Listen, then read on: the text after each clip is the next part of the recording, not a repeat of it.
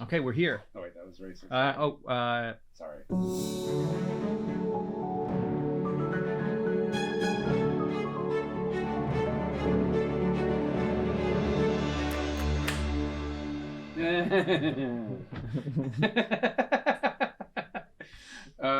Yeah. Well, hi.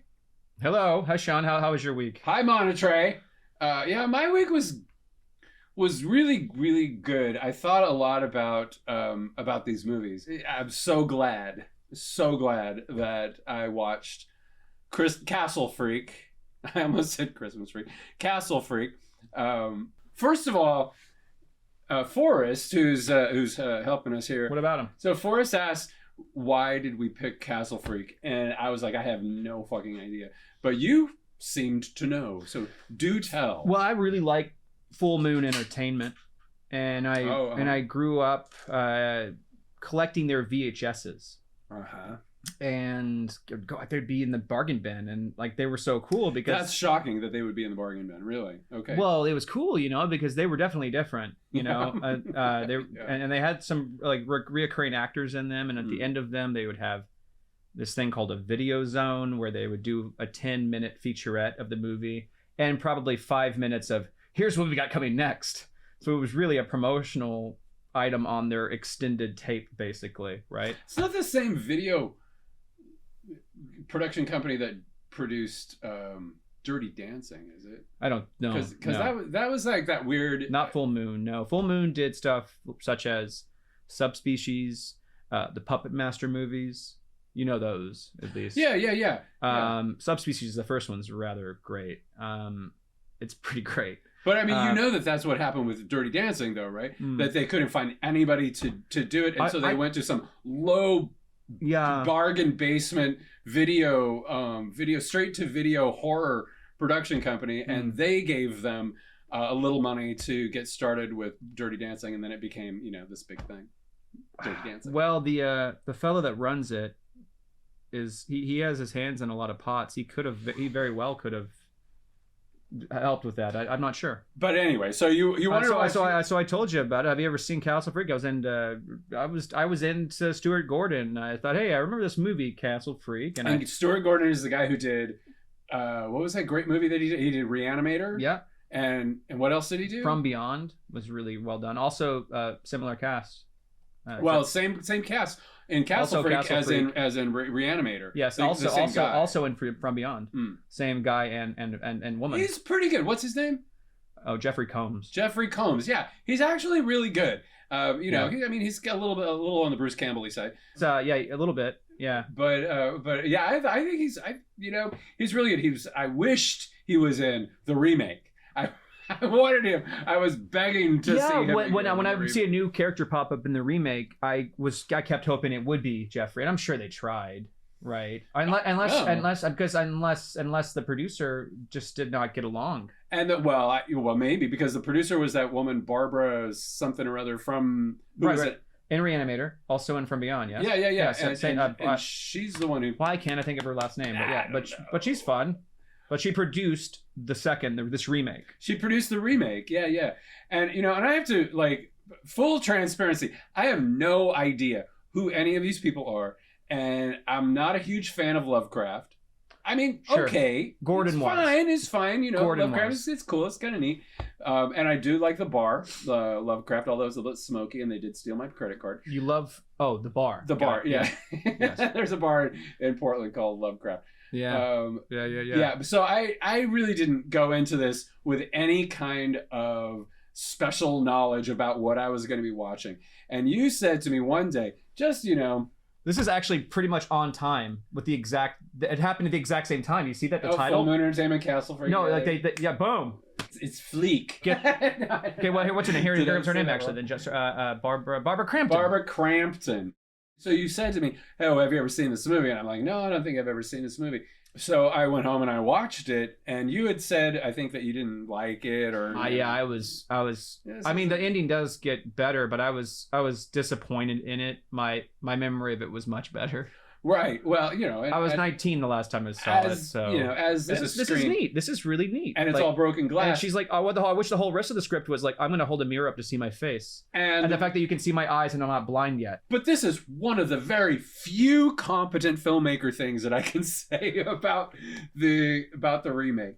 But the original one, right? The original one. So I'm watching it, and you know, it's kind of your standard like 80s, although it was made in 95. Well, I was watching the video zone of this, and they talked about how Stuart Gordon wanted to kind of make it feel documentary-like, and well, it doesn't. And they no, it doesn't. No, well, kind of when they're driving in the beginning, it has that. But I think he's also going for a Shining thing. I don't know, but like a Italian kind of like, yes, I'm shooting from the gutter.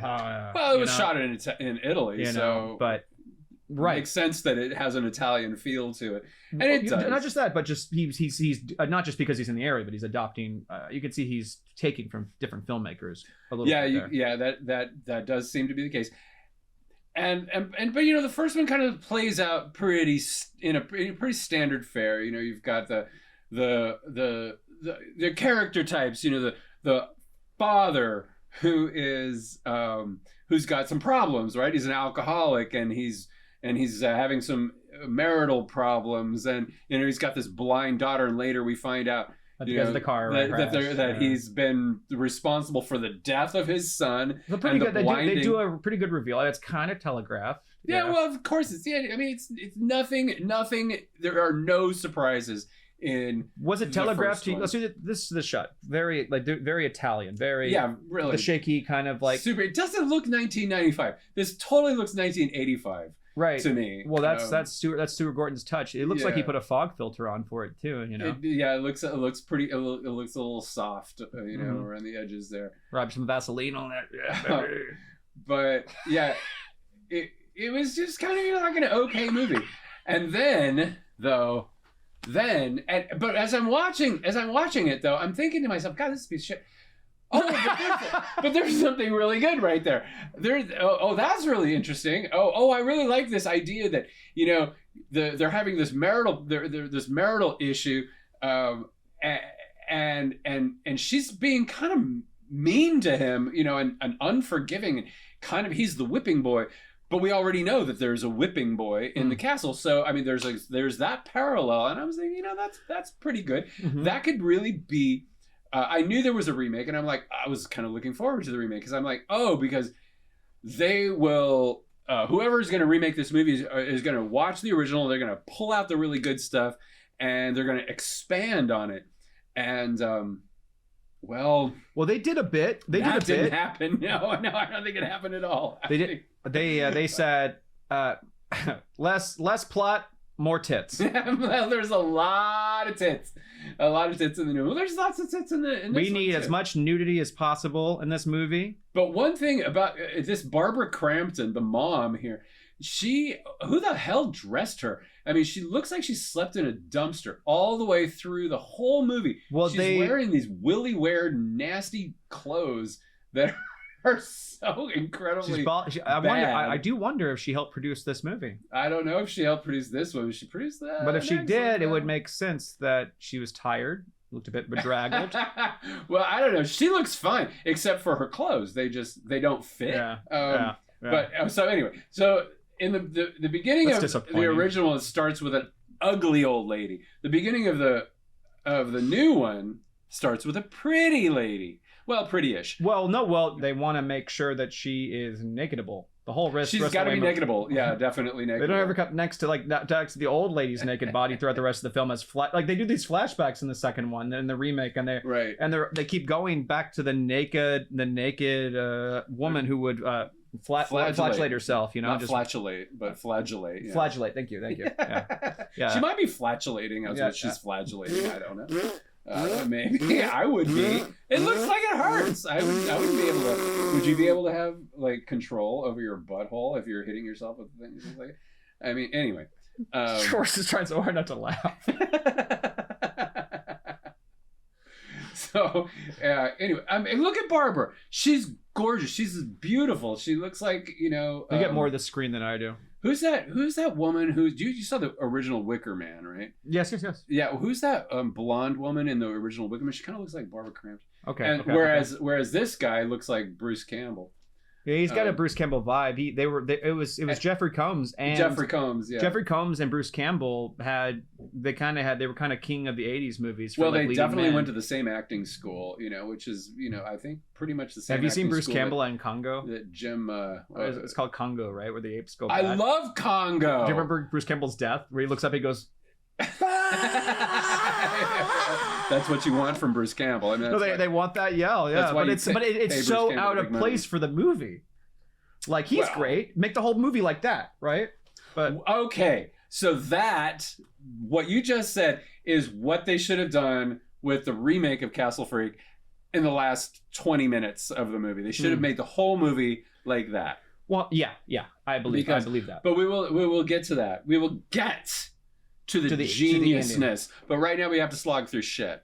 Yeah. And well, see, I like the lighting in this first movie, and also I believe we've got to be dealing with film. It's a lot of blue and a lot of red. Right. Well, I think when I look at this one, it feels like they were really trying to go to the school of Halloween and Dean Kundi.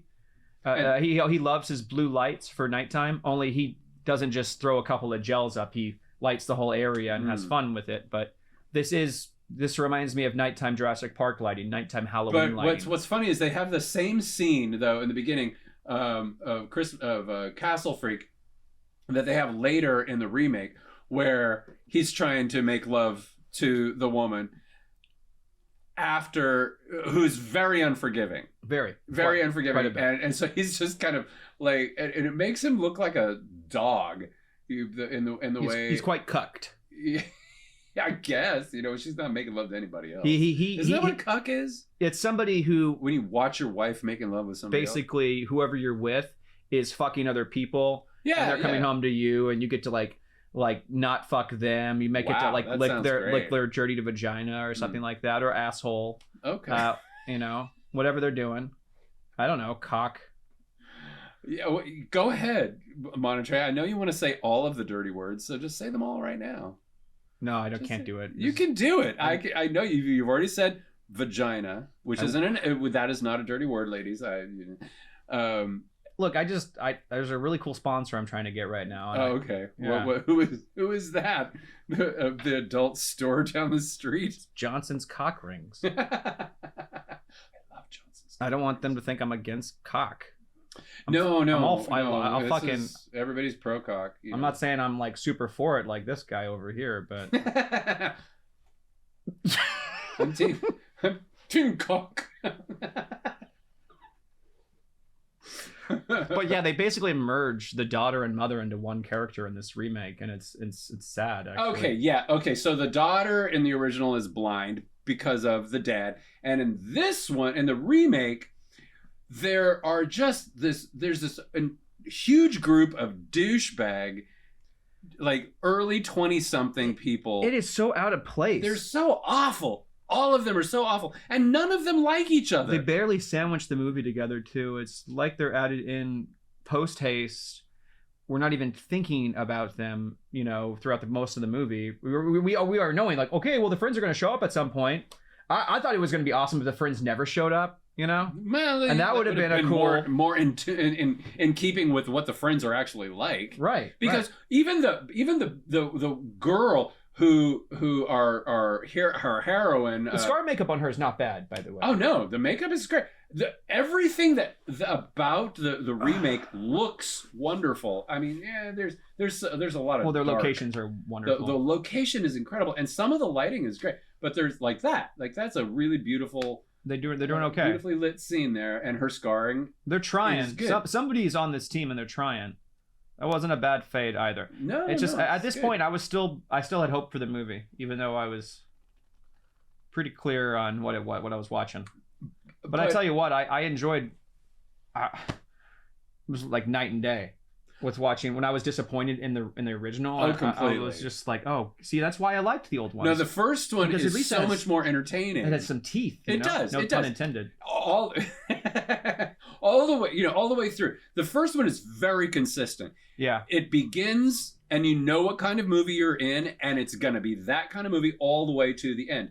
And it is. And it's satisfying. When you get to the end, you're satisfied. You know, I was satisfied. You were satisfied? And I wasn't even like thinking that I was going to like it very much, but I was like, this is a solid C-level effort, you know, with some elements of B. You know, it was fine. It's the kind of movie that you, like I was telling Forrest, you smoke a joint on Sunday morning and you put it on and it's just fine. You know, I think kind of movie. They said it was quite stressful to shoot. What was so stressful? Well, Stewart apparently wanted to be very serious with this movie. Okay. He wanted to take it real serious, and like, well, it wasn't always like Rihanna. We had some fun. There's always room for a laugh, but here apparently, like, so I'm still trying to get a laugh in there, and you could just see Jeffrey and Barbara being like, "The fuck, Stewart," you know, like, yeah, you know, I mean, like he's getting a big head on his shoulders when it's like, no, this movie needs it is camp. Well, they should have gone more toward camp. Right. It would have made it. It could still do more scary, still do scary, still do it. Absolutely, You can ride that line. I think he was Gordon. I think knows that comedy and horror go hand in hand. Yeah. But you know, I mean, I think it's interesting what you said about listening to the actors talk about it being stressful because there was some disconnect between what the director wanted and what the actors were thinking. Because that actually comes out on screen. It really does. You could see with Jeffrey Combs. Jeffrey Combs is not Laurence Olivier. No. That face is camp. Right. Well, not only that, but he's not shooting them like in angles at times. You know, he's not doing his angular. Well, what I feel he's inspired by things like Bride of Frankenstein and stuff like that, where it's a bit kooky. I mean, there's a scene in that movie where the person's wrestling with a cat, you know, and okay, and cats. What's going on with fucking cats? Are we supposed to say? Well, it's not a dog. Otherwise, I would hate this Castle Freak. Right, everybody hates cats. Well, I don't know what the point was, other than it was gonna sort of get us accustomed to the fact that this freak is not just a sympathetic character whipping boy who's been beaten by this mean old lady, because you feel pretty sorry for him, and then he eats the cat, and then you're like, oh, okay, well, he's a monster. I honestly would not have gotten through the remake if not for us doing this. Well, I would not have either, because I fell asleep during like halfway through the remake. I fell asleep, and because from the very beginning of the remake, you know, you see these kids, and like I said, they don't like each other, but they're friends, you know. And then there's this girl, and she's like got the hots for the boyfriend, and the boyfriend is such a douchebag. Awful man. I can't find any of the redeeming qualities. There are no redeeming qualities in any of them. And and then the dialogue is just terrible. And then there's that one actor that they call the professor, and he is so bad. Great. Oh. He's terrible. He's the worst. And they have just terrible dialogue. I mean, I feel bad for them because they're all like porn stars, like delivering porn dialogue. It's just terrible. And so I fell asleep, and I thought, this is fucking shit. And so then I was like, okay, well, I better watch the rest of it. And when I put it back on, my life changed, because there was. You sounded different that day. It was. Okay, so the first half of the remake is absolutely unwatchable garbage, but the last half of it is so fucking insane that it actually makes the first half of the movie kind of make sense. I mean, the insanity of the second half is so mind-blowing. I have no idea what the fuck. It was almost as like they were making this movie. I just want to imagine. They're making this movie. They're on set and they're making this movie, and everybody knows this is terrible. And then they all drop acid and they're like, yeah, but what if? You know? And then they just go off the page. They're completely, and then it's worth watching, and it's worth watching. It just needed to be about 30 minutes shorter. Got to that point faster, you know? Yeah, they should have just dropped acid before they started shooting the very first scene. I guess I have I have acted like that on acid before. You know, I've gone around and yelled like, "I'm gonna fucking kill you," even though I don't know anything about this person. Okay, well, you're scary to do acid with, right? then. Like I just automatically know this is a freak. That's my castle, and it's like it's my castle. But okay, so anyway, another good thing about the remake.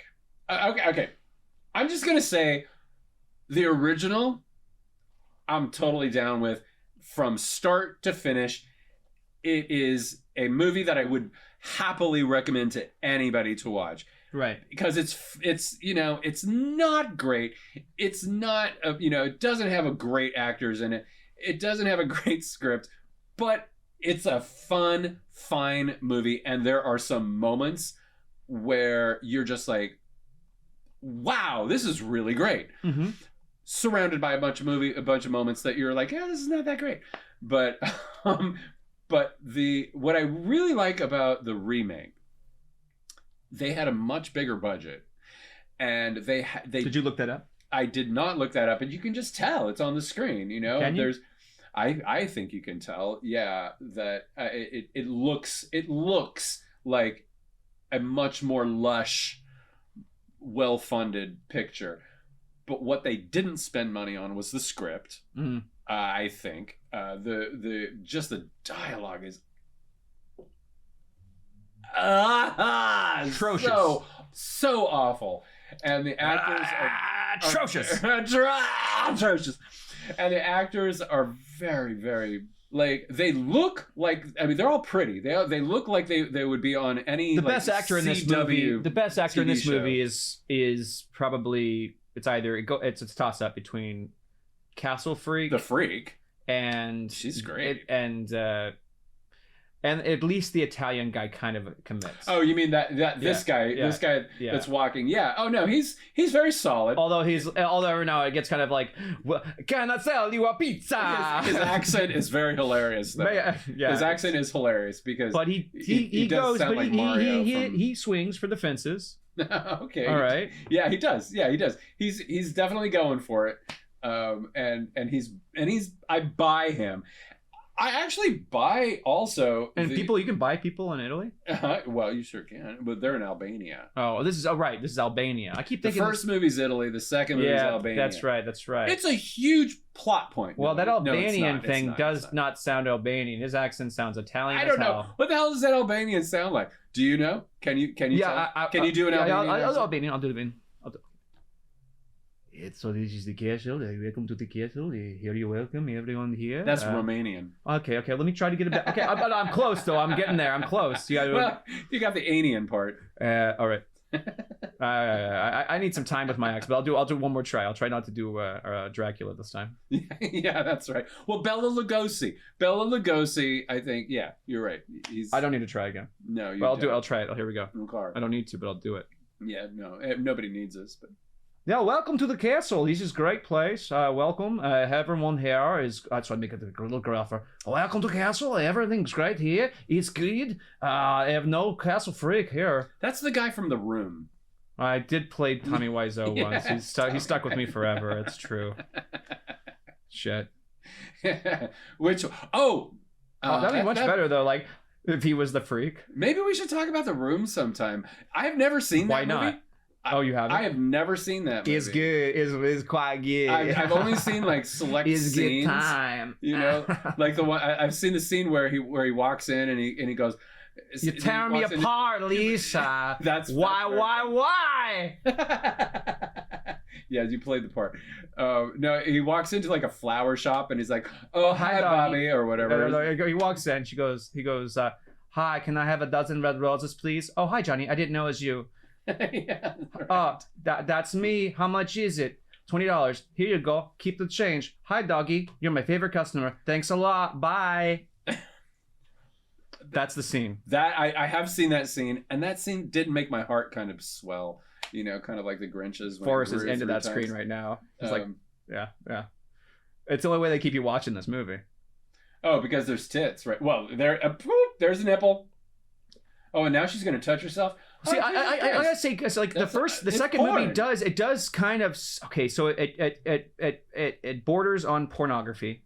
Borders, yeah. It's I would say it would be NC-17 back in the day, likely, right? Yeah, it's definitely it's the taint between. Between now that right there, that's where it fully goes. But I do have to give it credit for, like dark, mysterious monster man while woman masturbates while being connected, which we don't know yet, but via sort of H.P. Lovecraftian Cthulhu-esque. Okay, yes, and so that's cool. And I like that's just it. The people who made this, whoever made the remake, they got many things very, very right. Mm-hmm. If only they had a better script with better dialogue. That's all they needed, really. Because I can deal with the shitty whole acting, setup. Right? Yeah. I can deal with all of that. Well, you saw setup. Cabin in the Woods. I did, and that was done really well. I fucking love Cabin in the Woods. That was really done super. And then that's pretty much what they were kind of doing. I mean, yeah. I was happy to see all the actors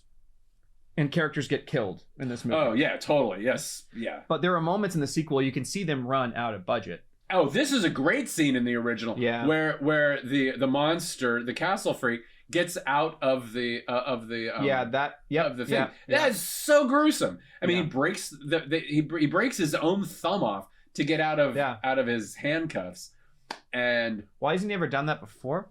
Oh, why hasn't he ever done that before? Nobody knows. But maybe he's really hungry because at this point, the mom... You're right. It's the hunger. You're right. It's the hunger. Yeah, it could be that. Which is also a good movie, The Hunger. I haven't seen that since I was like 17. That's so good. That was David Bowie. Was when Susan Sarandon, right? Susan Sarandon, Catherine Deneuve. Catherine Deneuve is in there. Okay, let's do The Hunger for the next movie. We can do The Hunger because, I mean, that movie had that lesbian scene between... If you want to, the book's not it's a pretty fast read if you want to try to read the book beforehand, too. I don't know how to read. Books? I don't know how to read books. Oh, Sean. Yeah, I can count, though, to some numbers. Cool. I'll read to you. Oh, okay. That would be nice. Thank you. Yeah, that's something my mom used to do. Yeah, I know. I know. She told me. Yeah. But there's I can speak to ghosts. In the sure you can. In the Hunger, What's that really that? wondrous... Sean really can read? Your mom says you're lying. I'm lying. I am lying. She's what? She says you just wanted me to read Stop! Make my mom go away. God, it's Mother's Day and I didn't get her anything. She said she knows. She knows. Of course she knows. She's a ghost. So, yeah. What's that? Oh, no, that joke. Okay, yeah. The joke is played. No, this is your Uncle Jonathan now. I don't have an Uncle Jonathan. He doesn't have an Uncle Jonathan. Get out of here. Yeah, exactly. Weirdo. Oh, that movie, Ouija. I'm not watching that shit, dude. Oh, no way. I watched that. Oh, you should watch it. Oh, yeah, we'll watch that and The Hunger. And The Hunger. We'll okay. talk about them both. Well, you sick bastard. Ouija board. I mean, it's a total piece of shit. But it was a lot of fun. Yeah. It was actually a lot of fun. Okay. For me, it was. That was another, like Sunday morning wake. Edible wake. Yeah. Okay. I used to like to wake and bake and watch those lucha libre movies.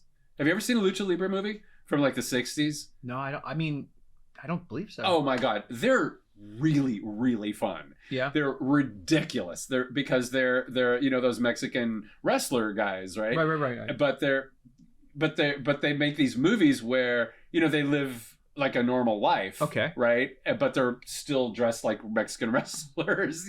Blue Demon. So they're working at the office or something. Well, this is the 60s, of course. Yeah, they have. Yeah, kind of. They work in. But it's like the Mad Men. So, but John Draper is a lucha libre. Well, there's usually it's more like that. Those movies like Austin Powers, where there's like a villain, who's about to kill the world. They're very self-aware of their comedy and the situation, and I don't know if they're aware of their comedy because I really don't know. I mean, it doesn't seem like it, but it also they're so ridiculous that it seems like they would have to be, right? But whatever, they're having fun. But I used to love. I used to love. Okay, so here's another bedroom scene. What happens with this old one? Sorry, we'll come right back. But... Okay. what is this? Like Castle Freak, he just sneaks on them while they're sleeping, right? On this the daughter. Yeah, so she's like, somebody was here. It's similar, but in this one, she's not masturbating in this one. Or no, whatever. she's not. She's just asleep and she's blind. Right. And the Castle Freak crazy is gonna touch her, and he's a dude, and he's gonna kind of oh yeah, that's right. We should probably say in the original Castle Freak, the Castle Freak is a dude. But in the remake, the Castle Freak is a woman. I don't. Well, you think woman? She says. I think it's hermaphrodite. Well, I mean, because it has a giant like. Yeah, but that is the Cthulhu kind of god thing. Okay, so that's the That comes out of the dude too. You remember at the very end of the movie, the dude who's like having the big satanic ritual. Well, you don't know that was a dude. You don't know that could have been the same. That could have been a similar creature. It is kind of similar creature, but he clearly presents. You're right. As a man. You're right. One definitely. Guy with a it's mask. got the head and everything. It is different looking. You're right. Yeah, the other one is much more anaconda. Yeah. Like a literally looks like a huge like. And it is. It goes around professors. Oh yeah, and that guy is such a good actor. He's so good. Yeah, I'm surprised he didn't win an award for acting. Oh right, because he's such a good actor. He's a good actor, and his oddly his name's the Professor. All right, you were saying though, going back to so right. I'm just gonna say, because but they're all in Spanish, right? And so and so I would love to like smoke a little dope in the morning and watch the these lucha libre movies, and I don't really speak Spanish. But I kind of used to because I went to school in Mexico for a while. So but that was a long time ago. So I lost all my Spanish. Okay. And so I would listen to them and I'd be high, and I would kind of be getting about 20 or 30% of it, and then just kind of making up the rest of it. And that's why I made that movie Boo Demon, where I made a lucha libre movie where I had all the actors just counting. I was just like, just count to 20. And I was shooting, and I would tell them what was going on in the scene, and they were like, "Well, what am I supposed to say?" And I'm like, "Just count to 20, whatever," and I'll put in the words later.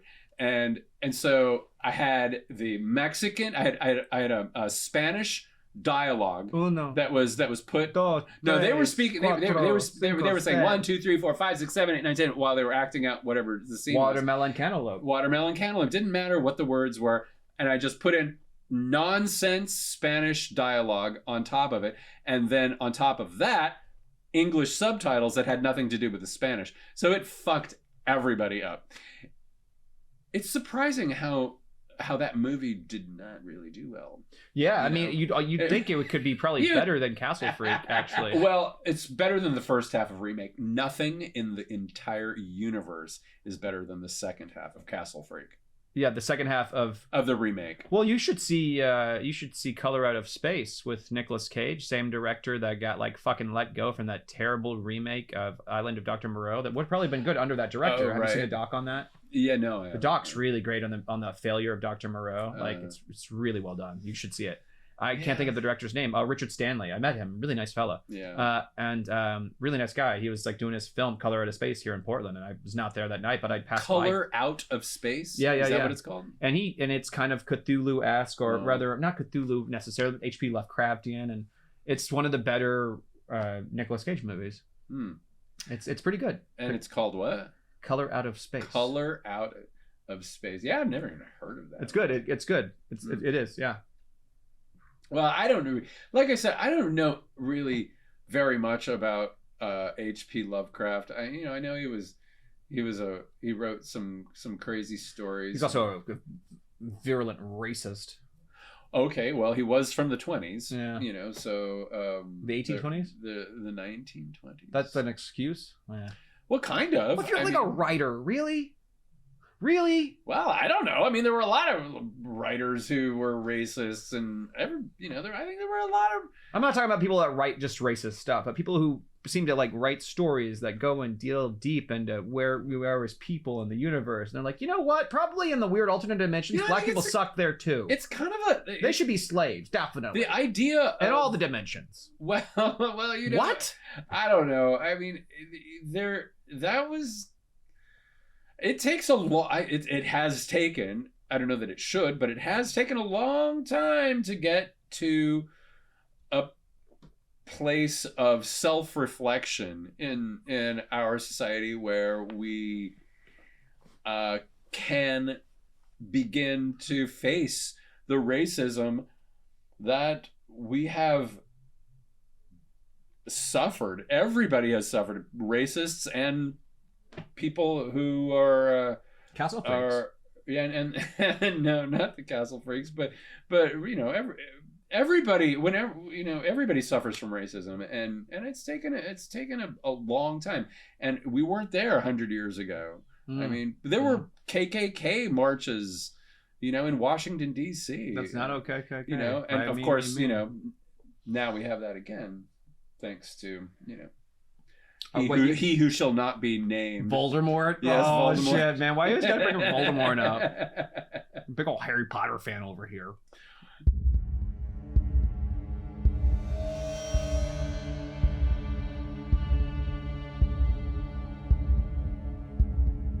So, okay. So here we are back with the original. And one of the best actors, I think, in the original is this cop.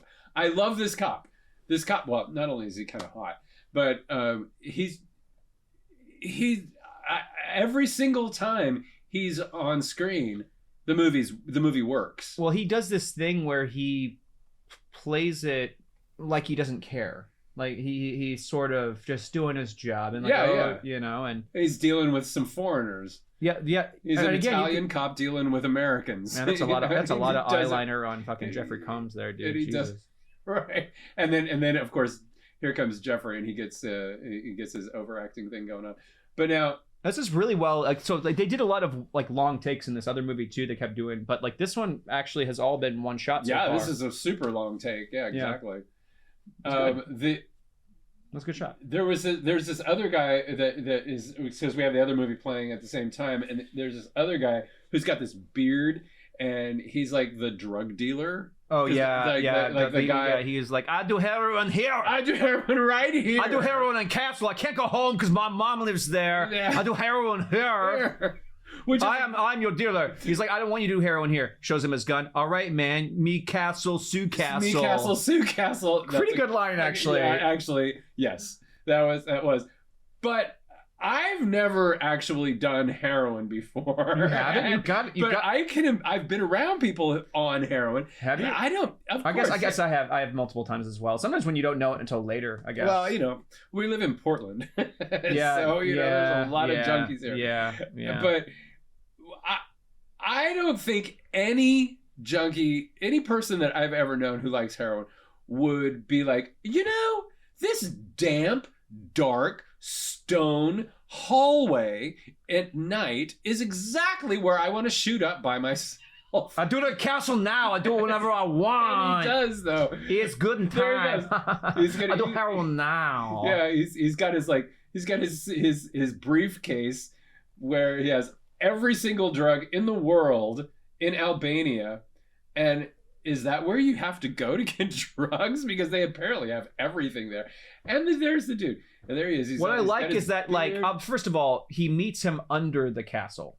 Right? Yeah. Like, how do you get in the castle to start with? You know, it's like, he goes like, okay, tell the drug dealer that I'll meet him underneath the old catacombs off the left corner of the castle, because outside of the fourth plate. Yeah. No, that's about 4 acres out that way, and then to the left, and then all the lights are on down there, right? We have light bulbs on down in the catacombs, right? There are definitely bare light bulbs. Yeah, there are light bulbs. They're all like brand new, right? This place, I know they got a freak down there, but the light bulbs are all set up, right? I would go. Despite the drugs, the guy's got such fucking good hair. I kind of like. He's got a big belly, though. Yeah, okay. Well, he's got the dad bod, but you know, whatever. He's like, I am not Aquaman, but I could be. I am not Aquaman, but I have good. I am heroin man. I am heroin. I'm going to sit down right now. I sit down now. Right now. Do it some heroin. It's that time for the heroin. Yeah, here we go. It's going to be super fun. I put my gun down beside me. I'm never going to use that when I'm getting attacked. Not once. No. I got a knife, even needles, all sorts of shit. But I'm going to I'm going to do heroin and get. But I mean, it's the place you want to go to. Stab me in the eyes with all the needles. That's coming. That's coming. It's always like all the needles. All right. No more accent. No more table. No more No. Let's Die Hard.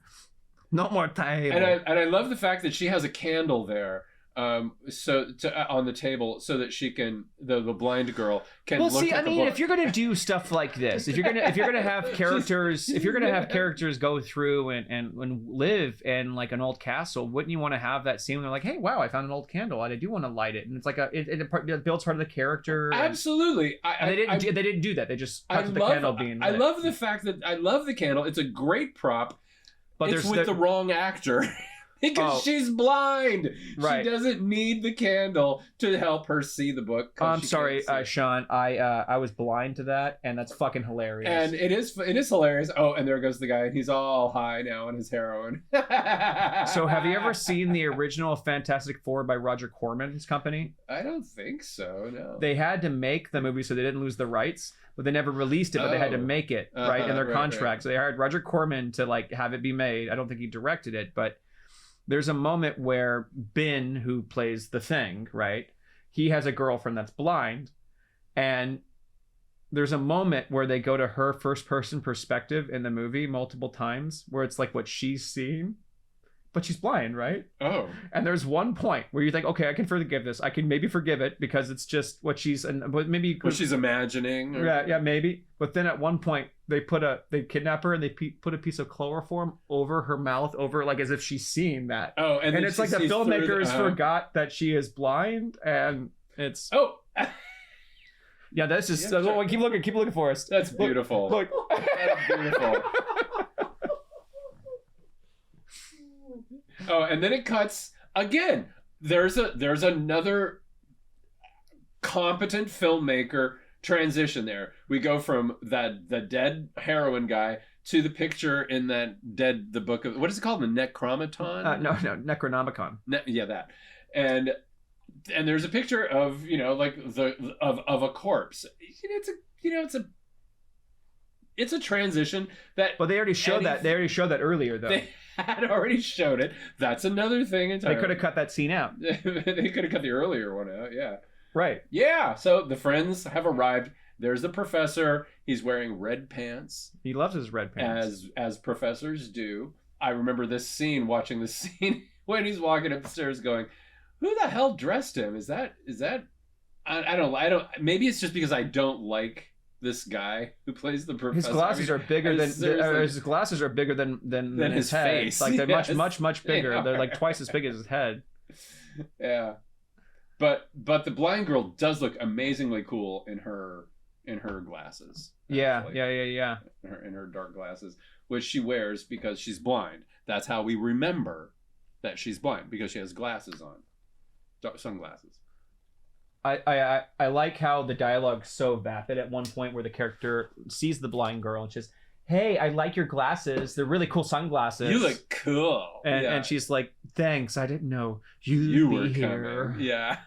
She's like, well, thought, why not? We got to have some girl time. After the girl that she hates more than any other girl flies from America, wherever they are in America, to Albania. I'm sorry. Is it Albania? They're in Albania. Okay. Yeah. All right. I'm just making sure. She's I love this scene actually too. She gets naked in front of the broken mirror and she's like, "Damn!" She's like, she says like, "Damn!" She says, "Girl, you're killing it. Girl, you can't."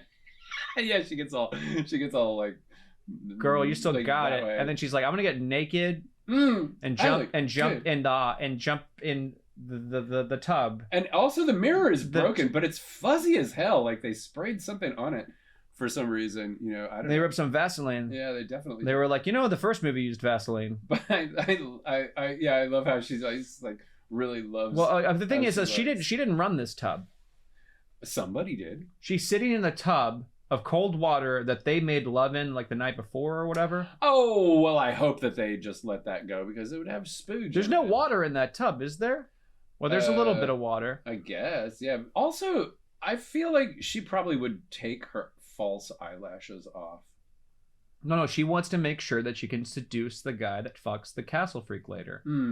I guess that's probably it, and you need those. You need those fake eyelashes. Yeah. She just wants to sit in a tub, get all castled, and like watch the nice little Norman Batesy moment here. Where, right, and you think it's going to be the castle freak looking in the mirror and through that hole, but it is actually. How does this castle have so much fucking electricity? Well, I don't know. I mean, a castle now is going to have electricity. You know what this other castle freak does too really well? They never even bring up cell phones, not once. Oh my god! Except for ordering drugs. They don't have cell phones. Except for ordering drugs. Yeah. Right. That's weird. Yeah. Which I'm fine with. I really hate using the whole cell phone trope, whatever, in movies, but it's cool that I know, but when they're gone, though, they had so many opportunities to say like, "Hello, we need to tell cops there's a castle freak here." Yeah, that's true. Yeah, that's true. But they do seem they are definitely the kind of people. I don't think there's even a throwaway line like, "Hey guys, summer break, no phones, no phone break. I'm not getting any service." Yeah, anything like that, exactly. But, guys, I got no bars. No bars, right? Oh shit, my phone died. Right? Yeah, no, there's none of that. And these people in the which I kind of commend in the remake. Well, I guess so. Yeah, I mean, it's. I didn't even notice it because. Because I'm not their age, but those are the exact. They would definitely be on their phones.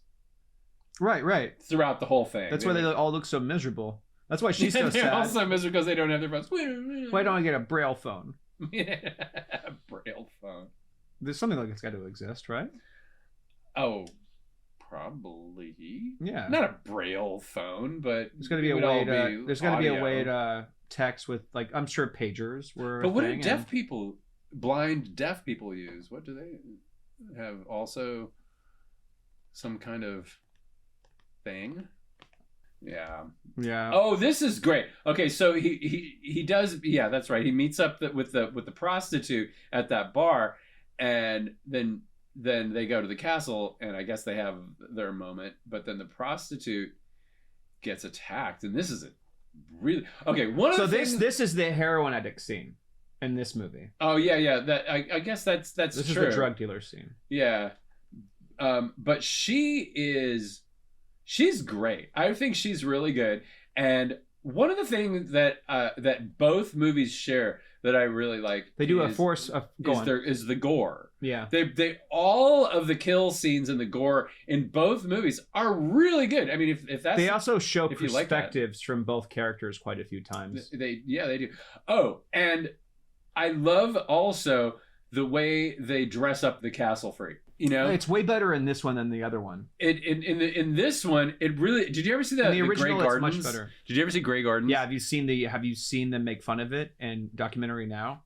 No, I don't think so. Oh my god. No. Oh my god. I can't. I mean, there's a lot of spoofs of. No. So documentary now basically does mocks off of original documentaries, and they're one of Grey Gardens' top 5 for sure. It's really good. I should watch that because I loved Grey Gardens. I loved the documentary. And the movie with Drew Barrymore. Oh, I never saw that. There's a movie with Drew Barrymore where she plays the younger Edie, and then I think Jessica Lange plays Biggie. That sounds amazing. Yeah, it is really good. I had no idea. They're amazing. Do they? Is the documentary happening during that movie? They come and shoot the documentary. That's great. That's amazing. That's amazing. Yeah, it's super good. It's a great movie. Such a weird. That's such a weird. Like, well, you got to have the documentary crew because it's like that's that thing. It's like.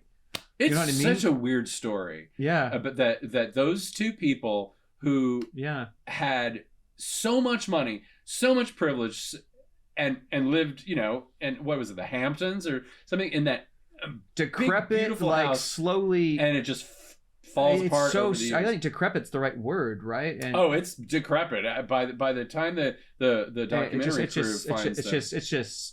It's folding in on itself. It's like you touch something and you're afraid it'll crumble. Well, a raccoon, falls out of the ceiling, and it's so torn up. And then Jackie Kennedy, well, she's Jackie Onassis at this point. She finds out about it that they're living in such squalid conditions, and so she goes there in her giant limousine, and she's horrified, and she pays to have the place painted.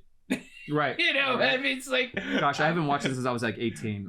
Great Gardens is awesome though. It's so good. Maybe not. Yeah, I've seen a lot of stuff, but I guess I was always 19. Hasselfreid kind of is dressed like Little Edie in it.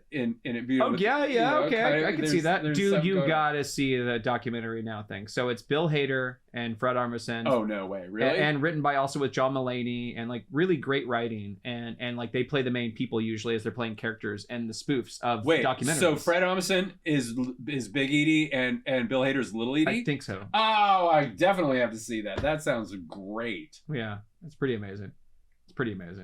And what's her name? Always opens up. Welcome to documentary now. It's classic British actress. Oh, okay. Can you name one that starts with Helen? Hello, I'm Helen Mirren. Yes, hello, I'm Helen Mirren. Welcome to documentary now. It's her, really. Okay. Tonight's is and then she'll like go into as if it's real. You know, very spoofy, very nice. very wonderful, very wonderful. Truly. Well, this is the worst scene in the movie, in my opinion. Was that lady? And the second one, when she was like, "You got to get out. You got to leave. That get out of my store. Is listen to everything I say. It's cursed. I'll never buy that house. Get out. Yeah, I don't. But listen to me. Things. Yeah, and she's really funny because she's like trying to like tell them to get out, and then she sees that everybody's looking in the window, and then she suddenly turns. Well, that right there is a there's another Stuart Gordon film that it's another H.P. Lovecraft short story where the whole area they're on a boat. It starts off they're on a boat, like a group of like 4 or 5 friends or whatever, 4 friends, and they shipwreck, and they get kind of lost from each other, and all the townspeople are kind of weird. Some of them have like weird, like almost fishy like things in their faces, and they're all kind of in on it. And it's not a bad movie actually. It's pretty bad, but Castle Freak's better, I'd say. Wow. But okay, so it's bad. But there's some pretty shoddy CGI in it. But like, wow, so it's bad. But like, but the townspeople are in on it, which is a very H.P. Lovecraftian thing. It's one of his tropes, which is very tired and weird. Like the whole town's on it.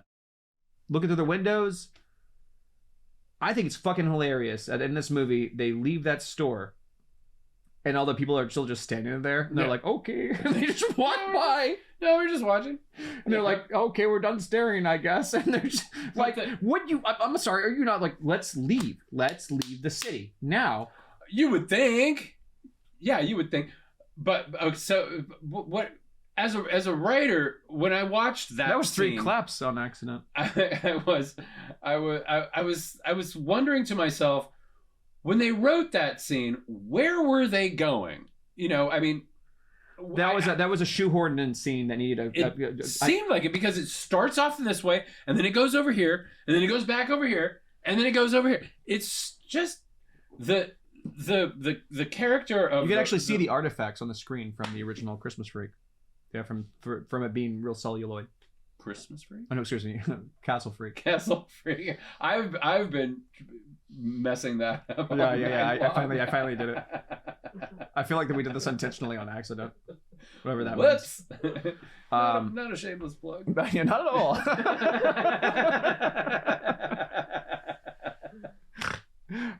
Okay. No. You were saying though about the remake. Yeah. Well, just that one scene. Okay. That one scene, as opposed to everything that's led up to it, I kind of isolated that scene when I was watching, and I'm like, what the hell were they thinking? Why did they write that scene that way, so that particular character is going off in all these different directions? Maybe it's going to go somewhere, and then it doesn't go anywhere. Yeah. We never see the reason that she is vacillating between, like, I want to help you, stay away from me. I want to help you, stay away from me. There's no growth. They've got at least in this remake of Castle Freak, they've got at least 5 different moments where they repeat them 3 times, but there's no difference. There's a lot of repetition in this movie, and I know you hate repetition. No, I like repetition if you have growth between the repetition. Yes, right. If there's a reason for it, it's true. I think personally, repetition is very important. 100% it is, yeah. Yeah, because you have to, especially if you're trying to drive home a particular point. You literally drive it home. No pun intended, right? You gotta, if you're gonna nail something in, one, two, right. Three. You know, like nail.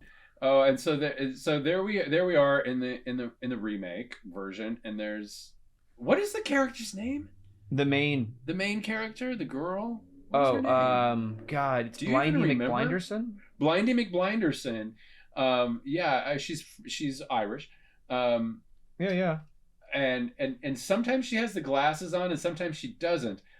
But when she doesn't have the glasses on, it's so hard to remember that she's Blindy McBlinderson because her eyes track fucking all action. There are moments and close-ups where she stares down at one object and doesn't move her eyes at all, like a person would never do, and it's fucking riveting. It's riveting. If you had never seen a movie before. Are we close? Oh, we are. We're close to the part where... This is your favorite part. This is where things go off where things start to actually make sense. Yeah. Okay, we're getting close to the part. Because the horror friend... the horror friend is now gonna get the douchebag boyfriend drunk. Well, they're taking acid right now, right? Well, no, I don't think they've done any acid. I don't think anybody's done any acid. There's no drugs after this, as far as I know. Well, she put some coke or something on her nipple. Well, yeah, they do some snorting on the they do that. Nipple cocaine snorting. So that's what I like to do when I'm in the middle of nowhere, is waste all my drugs on a nipple. Well, that's what you do. On an erect nipple. I don't know how long I'll be here, but I want to go make sure that fuck it, I'll just pour it all over this one nipple that'll probably hold like a portion of it. But it's a hard nipple though, so it catches a little bit. I will say they probably iced that fucker out. Well, they are all iced, without a doubt. Yeah, so Blindy McBlinderson goes away. Those are hard nipples. Like those are yeah. Blindy McBlinderson is with the professor. Wait, who's Blindy McBlinderson? My favorite again? Actor. What's that? Who's Blindy McBlinderson again? The girl who's blind. Oh, right. Okay. Yeah. And so they're talking and they have their thing. But Blindy McBlinderson leaves the boyfriend with Shelley. Now, for whatever reason, I remember that character's name, Shelley, because she's the boyfriend stealer.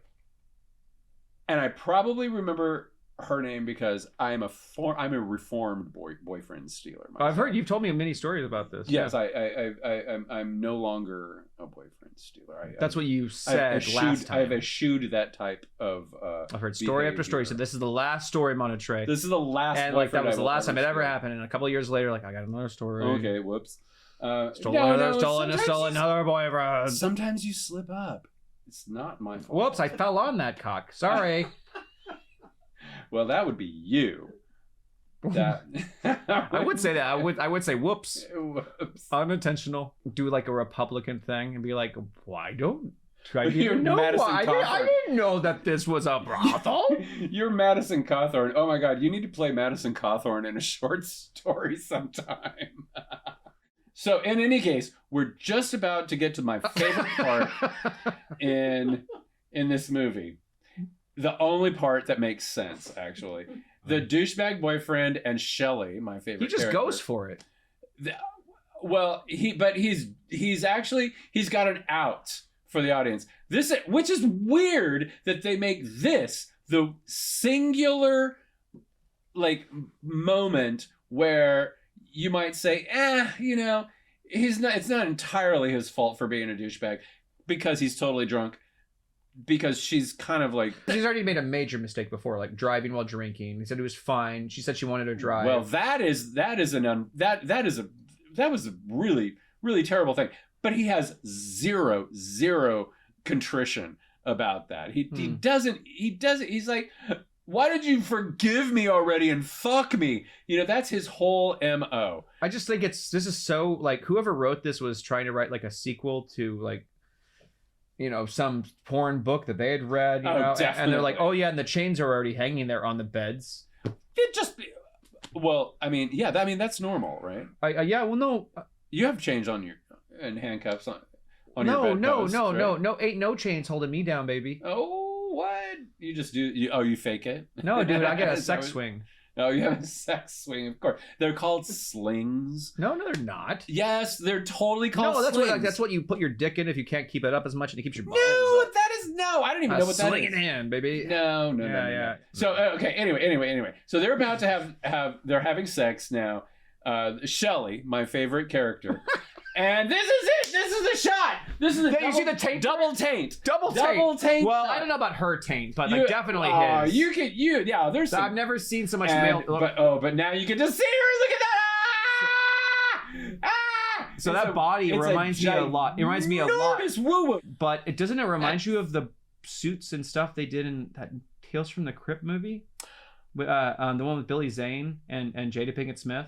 I didn't see. Was there a remake of Tales of the Crypt? No. Not the one where they have like the 5 different stories of people. Tales of the Crypt made like movies in the 90s. Oh, that was a TV show. Yes, it was a TV show, but they also made a couple of movies. Oh. One was called Bordello of Blood. It's bullshit. Oh, okay. The other one, the first one they did, was pretty damn good, actually. Great cast. Great cast. And it had Billy Zane in it? It's got CCH Pounder in it. She's fucking great. Jada Pinkett Smith? Great cast in this Tales from the Crypt movie, but they have like full body suits, and it's very, very well done. Oh. Demon Knight. I love that Tales of the Crypt movie from the 70s. Which one? That one where they have to jump in the pit at the end? Where what? They jump in the pit of fire at the end? Yes, they have to go in the very end. They all go into hell. I saw that when I was like 6 or 7 years old. So did I, but it was new then. I'm still scared the shit out of me, dude. Oh, it was so good. That movie is great. Yeah, it is. Yeah. There all those little some movies. Does that one have the Santa Claus one? It does. Okay, that's the one with that's the story with Joan Collins. That one's really Santa Claus, because the little girl lets Santa Claus. She's like, "Mommy, I let Santa Claus in." Yeah. And meanwhile, Joan Collins has killed her husband and gone through the whole thing about cleaning up the blood and everything. It's the most memorable one of the 5 or so. But it's also totally ripped from Sartre's, Hell as Other People, kind of that play where they're all stuck in the purgatory area before they go off to the walk to hell. Wait, have you ever seen that? Where it's I've seen No Exit. I mean, I've read No Exit. You never seen the movie? No. It's wonderful. Is there a movie? It's 3 act. Yeah, it's way old. It came out before that movie. Before Tales of the Crypt. Oh, really? Yeah, No Exit is great because similarities though. Right? There are 3 characters in hell: the guy who loves himself, the woman who loves the guy, and the other woman who's a lesbian and loves the other woman. So they're kind of like in this. They're stuck in this purgatory. But when they can't even see the reflections of themselves in other people's eyes, that's a great line, great moment. Mm. But they don't show you their little fucking short films. Or I'm sorry, like they don't go off. We stay in that room with them. Yes, right. And No Exit. We stay in that room. We're not right. I'm asking. I don't know. Well, we don't. I've go only off and read show. it. I've never seen it. Right. Okay. Yes. But in the play. Okay, you're right. Okay, cool. Yeah, in the movie, I'm pretty sure we stay with them the entire time. Whereas in Tales from the Crypt, it's all one location. Whereas in Tales from the Crypt, we do show these. What's the word I can't think of? Flashbacks. Not flashbacks, but when you're showing like short films, vignettes. Or not vignettes, but when you have like five short films in a movie. It's it's like an anthology. Anthology. Oh, yeah. Okay. Well, it's kind of I guess Tales of the Crypt is kind of an anthology. The other. But their throwaway, their whole thing through is No Exit. Yeah. Well, yeah. They're all going to hell. They're all dead already. They don't know it, and they don't know it. Yeah. But the other thing that's the other part of that movie that's really memorable is that there's the one where the guy is in charge of like the old folks home, and he's really mean to them, and so they're all blind. Oh my gosh, I forgot that one. They're blind. That one's so good. And it is good, and they make this thing down in the basement with all the razor blades. That one's so good. And they take his dog, and then they starve the dog, and then they make the dog chase the guy through the thing with the razor blades. What year did that come out? Like 1972. Okay. There's even a gay one. There's a gay storyline in that Tales of the Crypt movie. It's kind of gay. I mean, I can't read it any other way. You can't say that anymore, Sean. What? You can't just because you don't like it. You can't just call it gay. It's gay. That's so gay. You're saying there's homosexual undertones in the movie? There's homosexual undertones. Did you just do like a thing with your tongue as if it was like cock in your mouth? No. That was pretty good. I did not. He did like this. He would like this homosexual undertones. You did it. That's what you did. I'll play it. I'm going to repeat that. I'm going to play that back. I'm going to loop. Yeah. As you're talking. But I love the 2 guys that she's just killing right now. they have this endless scene where they're talking to one another, but they've got their foreheads. Well, no, yeah. Well, again, one they're another. doing that because they're trying to not use the space of the area that they're in. We don't have much space here. We don't have much time. We don't have much time to like this area. So we're going to put our heads together and once again exposit what's happening. They already did it in the scene earlier. Yeah, they definitely did. Which again, they should have cut that scene out earlier as well. I mean, or pick one. I was really hating this movie until this came along. You know what? We get taint in this movie too. Oh, well, you see. Like I bent over big time. It's like let's make sure it's all silhouetted out. Well, but that's a major taint in, right there. In the original, I think you catch some big nasty ball sack. At least, yeah, you do. But at least you're not seeing like a split in the seam of the outfit or anything. Like the only time the outfit in the original looks bad is when the character kind of like goes too, like he bends too far a certain way. It looks like an outfit. Yeah, At least in the original. Oh, that's so great when he jumps back down. The freak doesn't step on the guy's head and then his head pops like a pimple. Well, that was a good effect though. They had like a mask on him and they like so shoot some goo through it. Oh, look at this chain. The chain right here in the original though. That's great. Okay, anyway, Cthulhu! Right. Oh my god! And then there's that horrible dick thing that comes out and it's horrifying. And then they do the freeze frames. Yeah, and they do the freeze frame things. Ah! You know what is it? It's like it's like Texas Chainsaw. That is a great effect. It's the one time. It's the only time they show it, but it is well done. It's a good Cthulhu, and they do it. It is a great Cthulhu. They put it in the mist too. They do it in the mist. And then there's the thing bloody blood coming out like that. I mean that's pretty awesome. Yikes! Ah! I gotta watch this again. It's an eyeball that comes out. Is that what that is? It's an eyeball because it's just so. Fuck yeah! It's an eyeball. It's disgusting. It's horrible. And then the movie's over. So her vagina becomes a giant vagina. So as the credits roll now. Again, awesome credits in the remake. The opening credits of it, you're like, wow, this could be a good thing. They're like Hammer. Whoever did credits, whoever did some of the sound design in that movie, they. Oh, look, there's so many things about the movie that's so. The remake, yeah. It's like that Kids in the Hall. I like all the component pieces of this movie, but put it all together and it's icky Castle Freak. It's true. But I really do like a lot of the component pieces, and I would highly recommend. I'm gonna light this frog for our first. Maybe it'll go all the way to the mouth. It looks like he's smoking now. I know, right? That's what I was thinking. In the end, I would highly recommend the first one because I just think it's a great stony. Well, it's Stuart Gordon, and if you want to go down a Stuart Gordon rabbit hole, his films are always wonderful.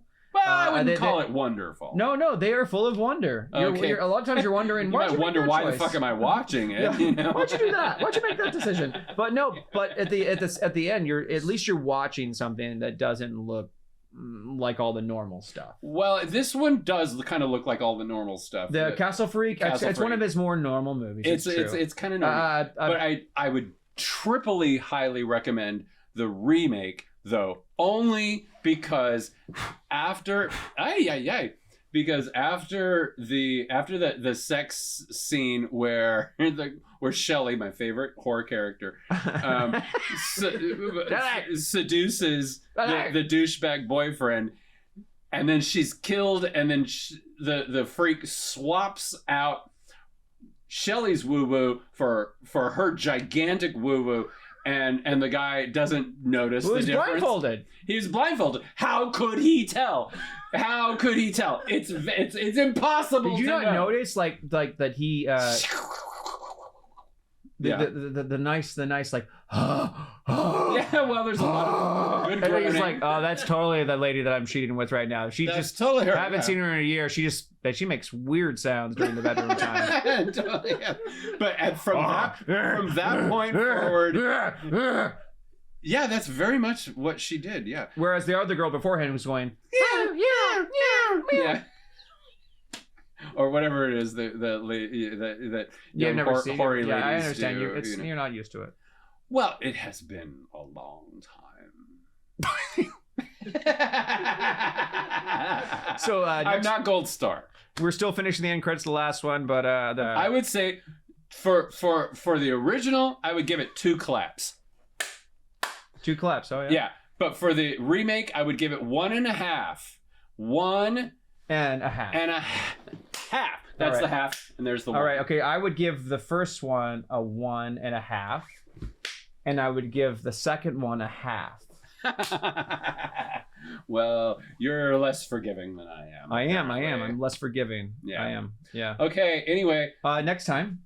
what are we going to talk about? Yeah, it was. We were going to do. We're going to go with the thing I picked the first time. I'm going to figure it out what it was when I play the shit back. I can't wait to hear it. Goodbye. Okay. That was great, isn't it? I like how we just leave people on. We're terrible people.